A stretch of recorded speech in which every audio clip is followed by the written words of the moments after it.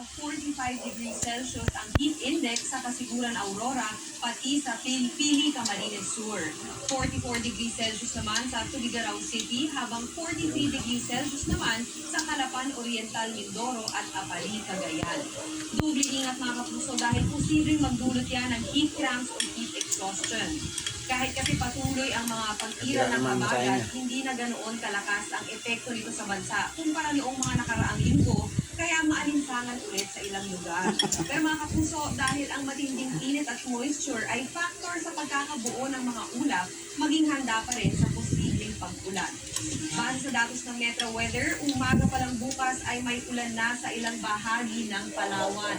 Pagsapit naman ng hapon, uulanin na rin ang Mindoro Provinces, Bicol Region, ilang bahagi ng Central Luzon at Cordillera.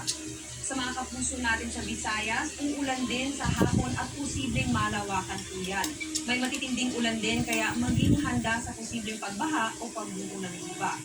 Mataas din ang tsansa ng ulan sa halos buong Mindanao, lalo na pagdating ng hapon.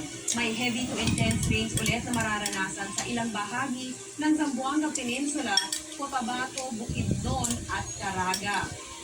Hindi rin inaalis ang posibilidad na umulan ulit sa Metro Manila. Kaya kung may lakad po bukas,